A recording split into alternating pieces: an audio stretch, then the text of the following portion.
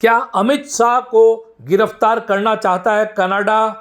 पूछताछ के लिए गिरफ्तार करने की कोशिश में है कनाडा अमित शाह को। साथ ही अजीत डोभाल और रो के एक बड़े अधिकारी से भी पूछताछ करना चाहता है कनाडा।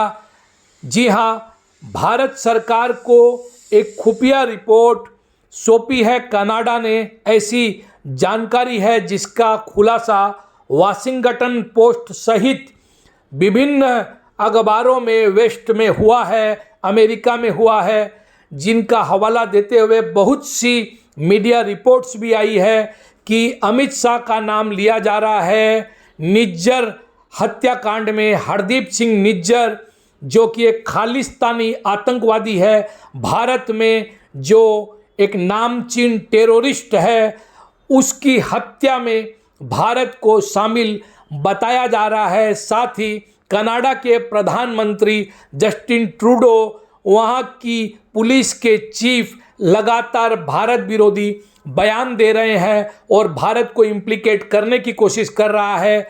इस मामले में अमेरिका सहित जो 5 आई देश है वे भी भारत पर लगातार दबाव बना रहे हैं। हालांकि इन दबावों से भारत दबने वाला नहीं है, यह स्पष्ट है। भारत कोई पाकिस्तान या कनाडा अथवा यूक्रेन नहीं है जिसको इस प्रकार की गीदड़ भभकियों से दबाया जा सकता है। जानकारों का मानना है कि जो हालात इस वक्त कनाडा में है और जस्टिन ट्रूडो के सामने हार की स्थिति मंडरा रही है, अगले चुनाव में केवल 28% लोग उन्हें चाहते हैं कि वे फिर से आएं। जो ओपिनियन पोल वहां पर हुए हैं उसके मुताबिक उनकी लोकप्रियता घटती जा रही है और उनकी सरकार चलने के लिए और आगामी सरकार फिर से आने के लिए उनको वहां जो सिख समुदाय है उसके वोट जरूरी है।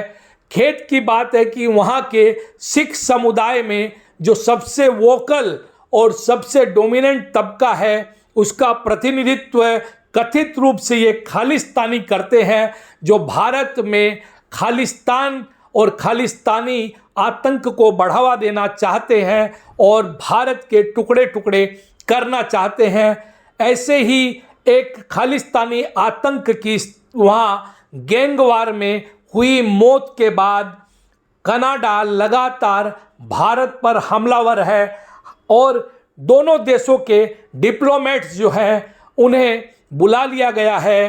कनाडा ने भारत के डिप्लोमेट्स को वापस भेज दिया है। वहीं भारत ने भी जवाबी कार्रवाई में कनाडा के कई डिप्लोमेट्स को निकाल दिया है। खेद की बात है कि कनाडा की हठधर्मिता से दोनों देशों के रिलेशन एकदम से खराब हो गए हैं।